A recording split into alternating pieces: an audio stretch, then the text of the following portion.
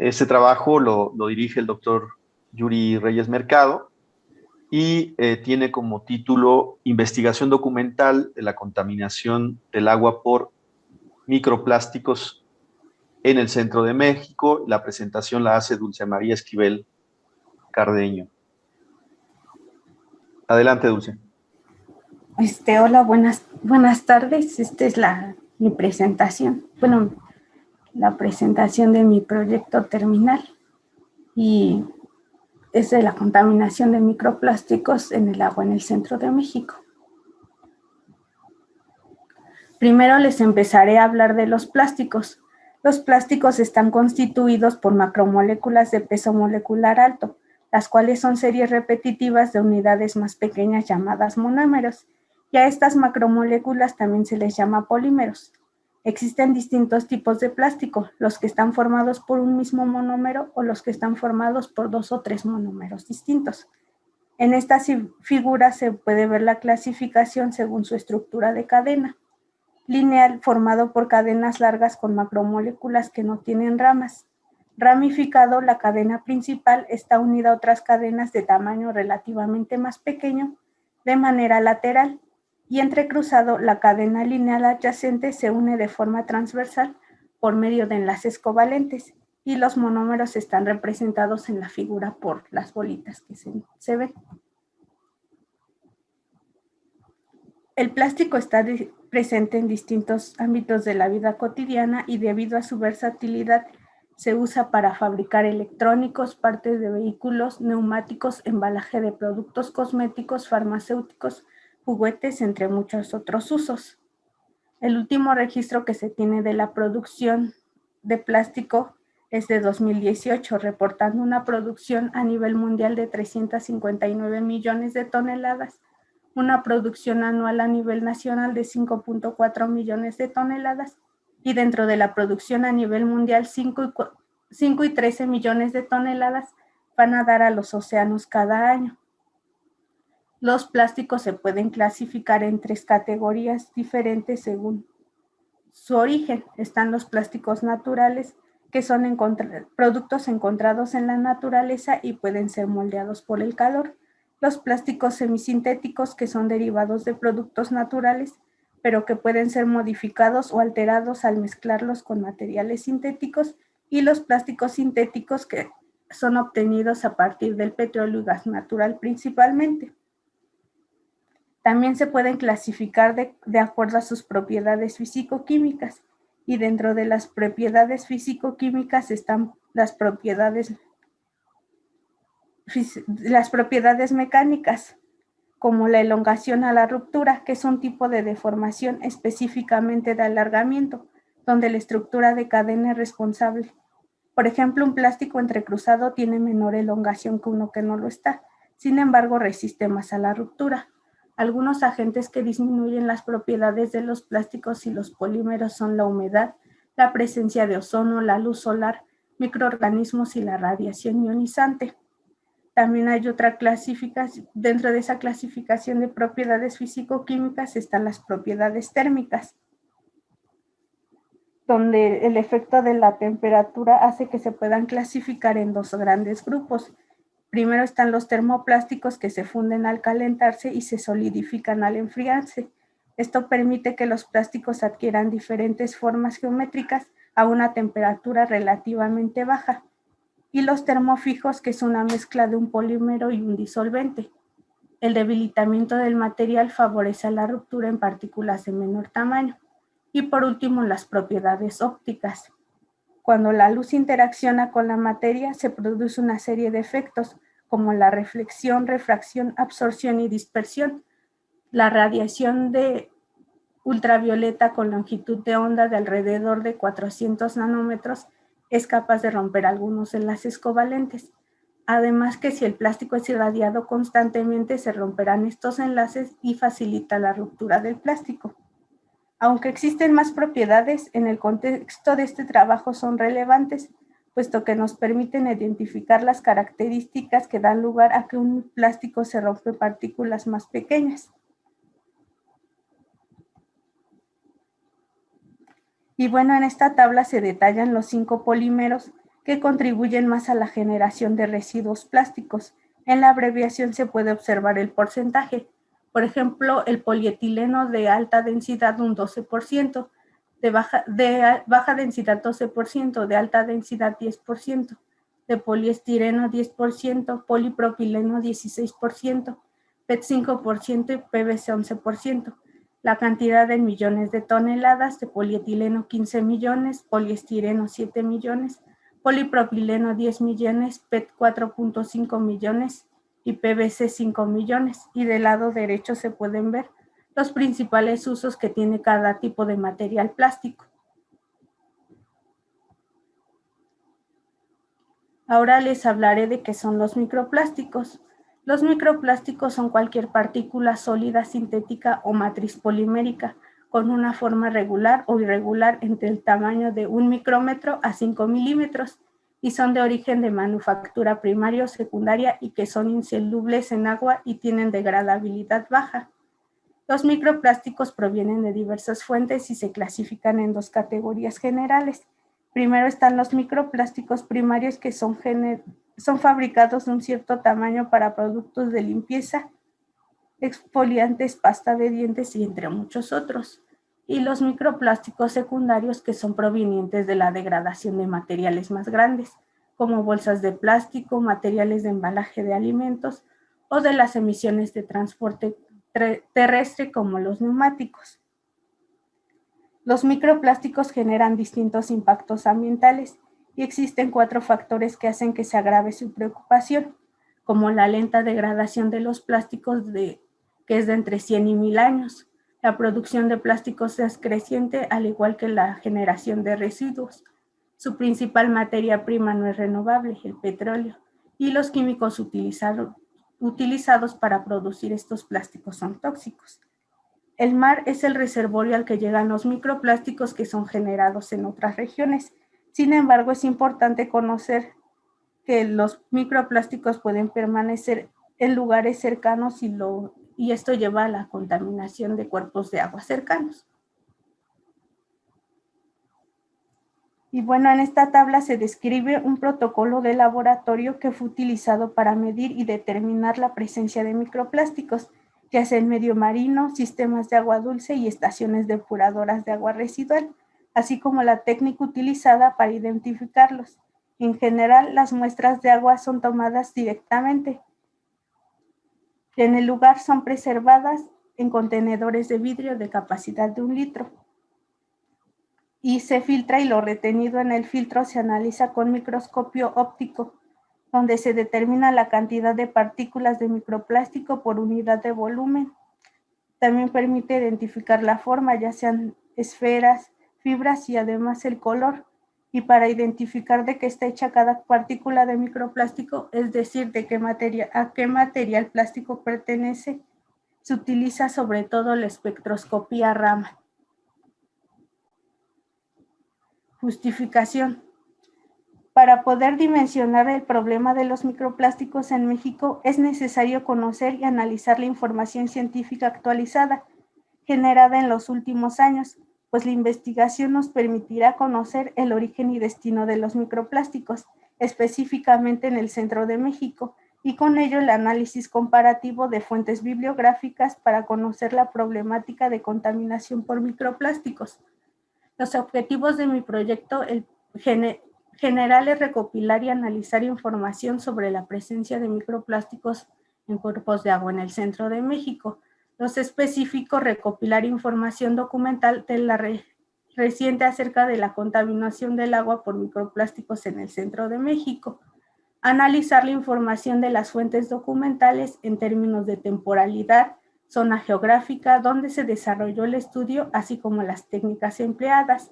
Y por último, comparar los resultados encontrados sobre la presencia de microplásticos en cuerpos de agua en el centro de México, con resultados similares en otras partes del mundo. Materiales y métodos. Esta investigación es de tipo documental de los últimos 20 años y de preferencia en castellano y algunas publicaciones relevantes en inglés. La búsqueda se enfocó en estudios relevantes sobre la presencia de microplásticos en el agua en general y en el centro de México en particular. El análisis de las referencias involucró los siguientes parámetros: temporalidad, lugar donde se desarrolló el estudio; lugar, la zona geográfica; sistema en el que se realizó el estudio, ya sea red de distribución de agua potable, agua subterránea o agua superficial; lugar y origen y mecanismo de transporte de los microplásticos; técnica para detectar el tipo de microplástico y concentración; y la comparación de resultados en diferentes lugares, así como las técnicas empleadas. Bueno, estos son los resultados generales de la búsqueda en Web of Science. La gráfica nos muestra las publicaciones que contienen la palabra microplastic del lado izquierdo. Se puede apreciar una escasa producción de publicaciones hasta el año 2014, cuando el crecimiento se vuelve exponencial, y hasta el febrero de 2014, hasta febrero de este año, se contabilizó un total de 2.236 publicaciones, puesto que hasta hace pocos años no se tenía en cuenta la problemática o los análisis no se habían documentado. Ahora, del lado derecho, se condicionó la búsqueda con la palabra México, dando un total de 13 publicaciones, debido a que la comunidad científica ha puesto interés en los últimos 10 años, y como se puede observar en México, la investigación aún es muy poca. Ahora en esta figura se muestran las 15 áreas de conocimiento en las que tienen que ver los microplásticos. El 50% contienen la palabra microplastics en el título y están publicadas en revistas de ciencias ambientales.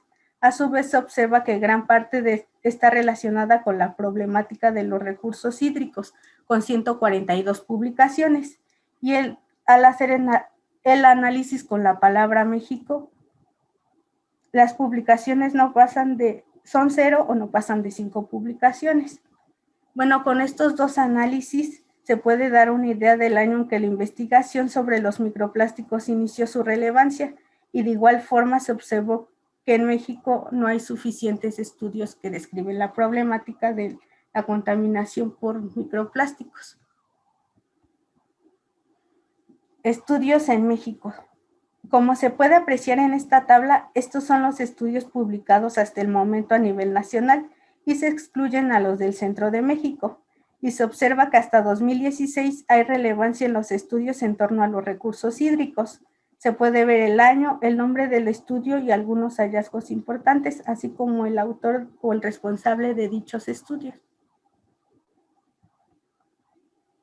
Estudios en el centro de México. Para poder describir los estudios en el centro de México fue necesario delimitar la zona que la integra, y esta zona está integrada por los estados de Ciudad de México, Estado de México, Guerrero, Hidalgo, Morelos, Puebla y Tlaxcala.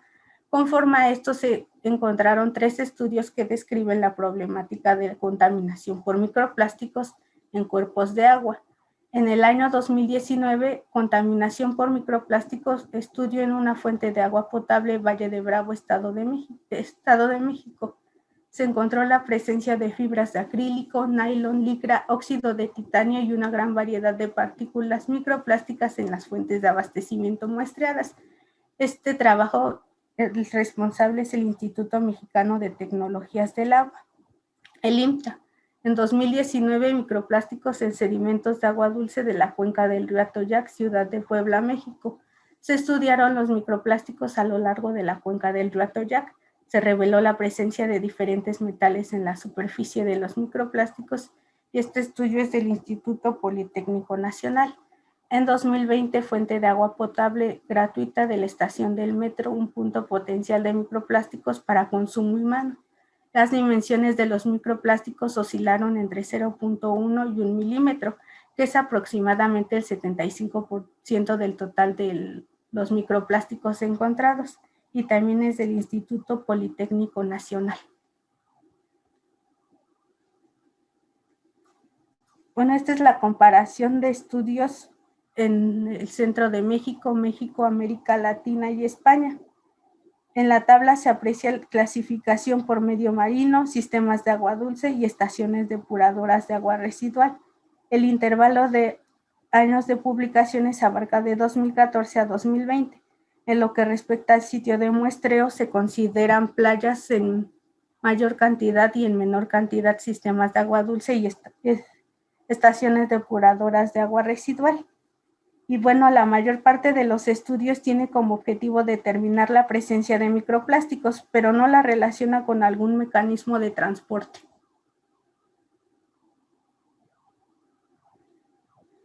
Ahora en estas gráficas se puede ver el porcentaje y tipo de plástico en medio marino, sistemas de agua dulce y estaciones depuradoras de agua residual. Como se puede ver, la mayor parte de material encontrado es el polietileno en las dos gráficas, que puede ser fundido y utilizado para fabricar bolsas, envases, contenedores, forros de cables y tiene una resistencia química alta en el sentido de que no pierde sus propiedades. En segundo lugar se encuentra el polipropileno, que se emplea en procesos de inyección para obtener materiales de geometría 3D, envases y componentes automotrices. En tercer lugar se ubica el poliestireno, que generalmente se expande y es utilizado para fabricar unicel. Y en cuarto y quinto lugar, que en la gráfica está como otros, se encuentra el PVC y el PET. El PVC tiene propiedades de termoplasticidad y se utiliza para fabricar tuberías y aislamiento de cables. El PET, que se utiliza para la fabricación de fibras, películas y botellas, prendas de vestir y bienes industriales. Y por último, las conclusiones. Se localizaron y se analizaron investigaciones referentes a la presencia de microplásticos en el agua en el centro de México y algunos otros países de América Latina y España, así como la evolución del número de publicaciones en revistas científicas a nivel mundial. Y a nivel mundial, las publicaciones sobre microplásticos se empezaron a publicar con mayor rapidez en 2014 y en la actualidad no se cuenta con una definición aceptada de qué es un microplástico, ni con protocolos estandarizados. En México hay un número muy bajo de estudios que confirman la presencia de microplásticos en aguas subterráneas, aguas superficiales y redes de abastecimiento de agua potable en el centro de México. Y la mayoría de los estudios relacionados con los microplásticos en el país se aboca a determinar la presencia de estas partículas en playas del Caribe y del Pacífico mexicano. Y por último, los estudios en sistemas acuáticos son escasos. Aunque el mar es el destino final de los microplásticos, es necesario llevar a cabo un mayor número de investigaciones acerca de la presencia de estos contaminantes emergentes en aguas superficiales, subterráneas y redes de abastecimiento de agua potable. Y ya para terminar, estas son las referencias.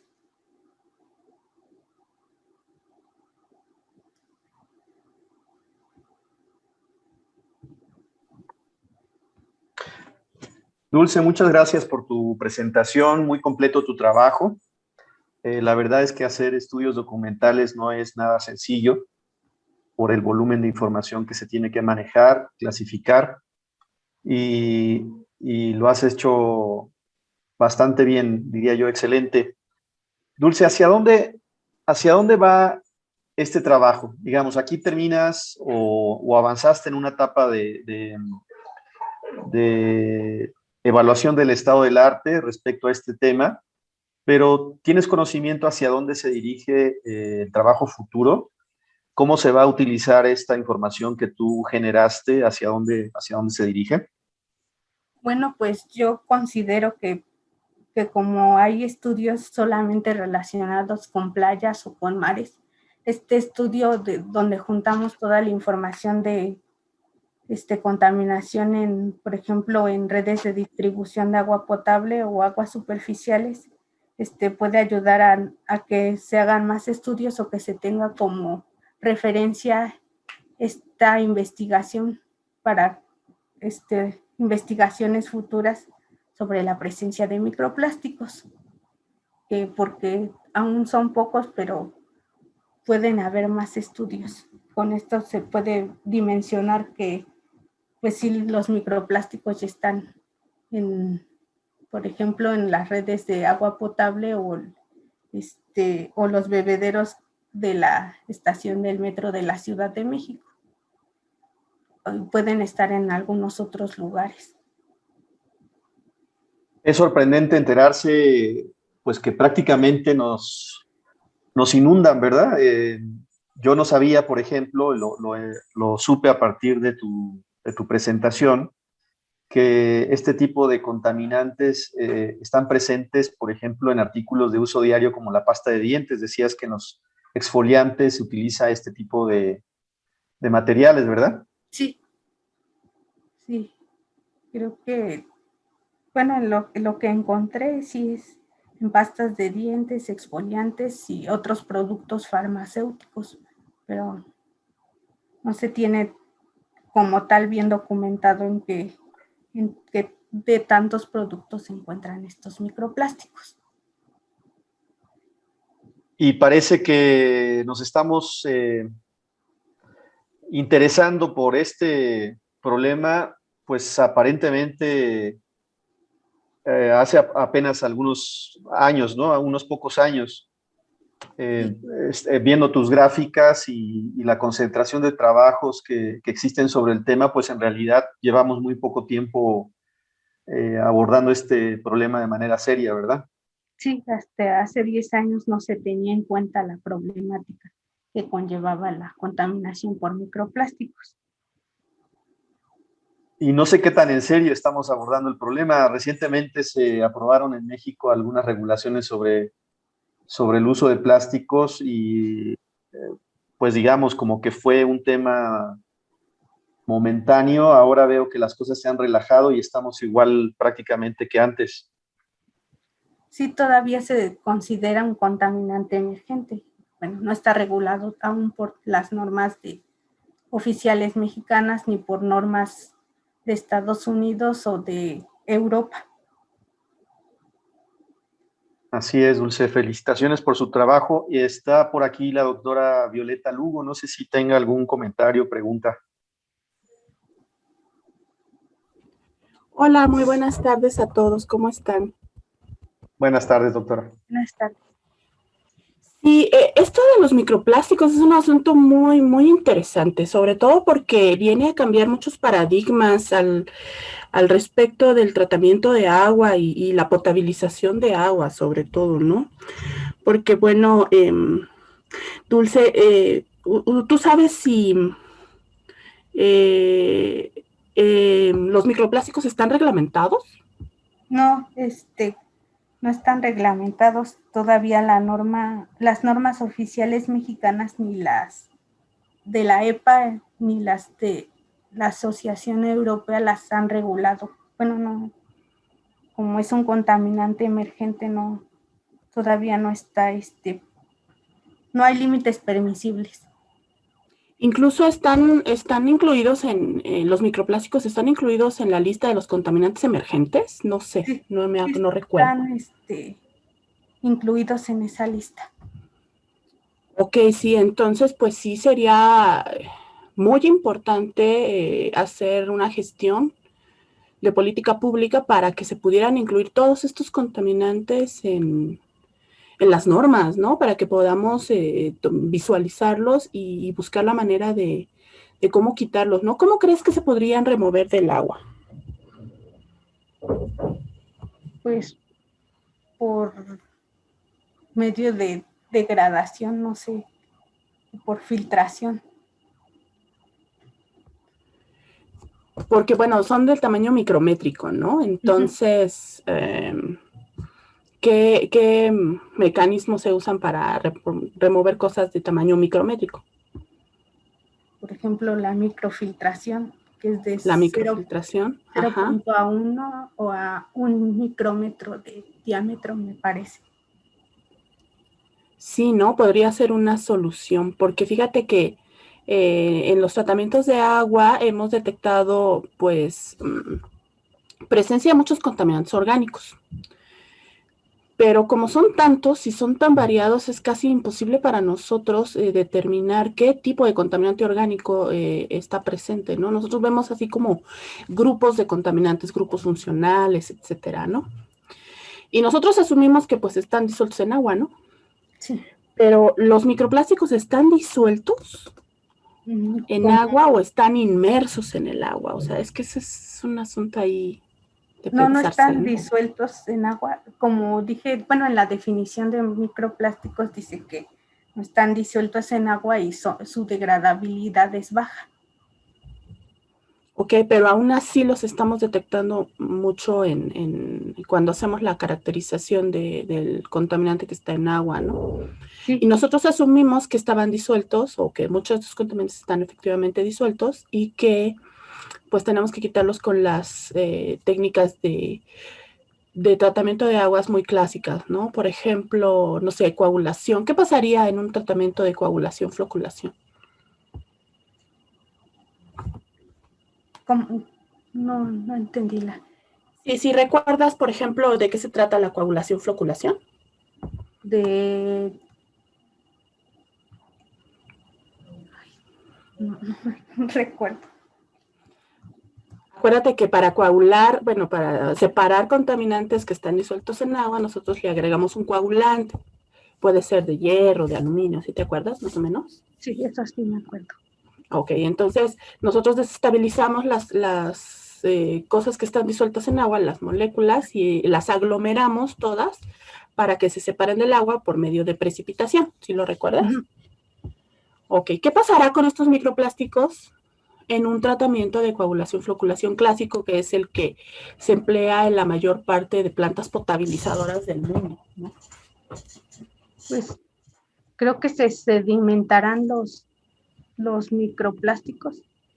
Algo que leí, me acuerdo que leí, es que se sedimentan porque la densidad que tienen con la densidad del agua la densidad del agua, pues hace que, porque son más densos que el agua, casi la mayoría de estos microplásticos se sedimentan y solo el 1% se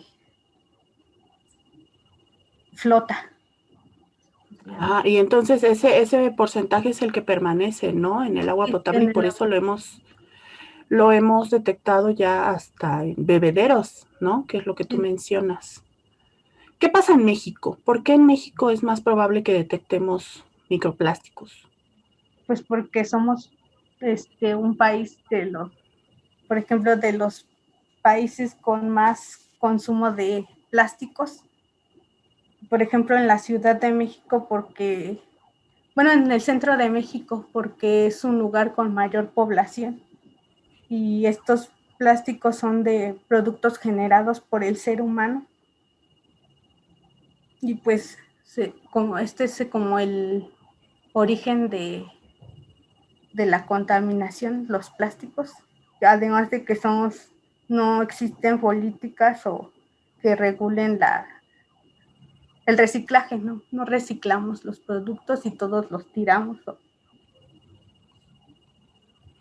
Sí, definitivamente a México le urge una reestructuración intensiva, intensa y muy importante de todas sus normas, ¿no? Y de todas sus políticas para que puedan, pues, evitarse todos estos problemas.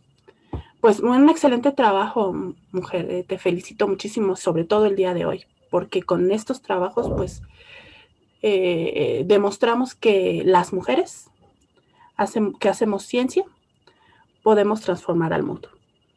Felicidades. Gracias, doctor. Por supuesto que sí, por supuesto que sí. Felicidades, Dulce. Doctor Yuri, ¿quiere hacer algún comentario? Sí, antes que nada, felicitar a Dulce, a Gabriela, a Fernando y a Miguel. Pero bueno, en especial hoy, en esta última presentación, a Dulce por el trabajo que realizó. Pues realmente se puso a leer bastante, a buscar bastante, y muchas, como se puede ver en las referencias, muchas de las referencias son en inglés. Y eso planteó un reto adicional. Comprender la literatura en inglés, y las discusiones que tuvimos y las pláticas que tuvimos fueron muy, muy, muy enriquecedoras. Espero que Dulce también, pero en especial para mí el haber platicado con ella sobre estos temas, pues fue muy, muy relevante. Conforme nos fuimos adentrando en el tema, pues cada vez que platicábamos nos íbamos espantando más, ¿no? Y volteábamos a ver con mayor atención a nosotros mismos, a nuestras casas, a los centros de trabajo y qué está pasando. Desafortunadamente no pudimos implementar ninguna de estas técnicas para, pues por lo menos hacer una prueba en el laboratorio de ver si podemos detectar los microplásticos y qué podemos hacer con respecto a ello, porque definitivamente es un tema que va a seguir creciendo. Entonces, pues bueno, este tema va a continuar, realmente muy relevante que pues Dulce, el trabajo de Dulce es primordial porque nos deja ver que no hay investigación, ¿no? Realmente se centró en el centro de México porque cuando se hace una investigación, pues se tiene cierta temporalidad que hay que cumplir. Entonces, si dejamos el tema muy abierto, igual y no terminábamos. Pero pues la conclusión más relevante a la que se llegó es que no tenemos estudios numerosos, ni a nivel mundial ni en México, con respecto a este tema. Entonces, pues se plantea un tema abierto que espero sea relevante tanto para la salud pública como para pues los diferentes organismos. Algo que no mencionó Dulce, pero sí lo puso en el trabajo, es que los microplásticos acarrean metales pesados y acarrean bacterias, virus y otra materia orgánica que pues, si nosotros la tomamos o los animales lo toman, pues se va bioacumulando, etcétera, etcétera, ¿no? Entonces, ese conocimiento en este momento pues resulta también muy, muy relevante.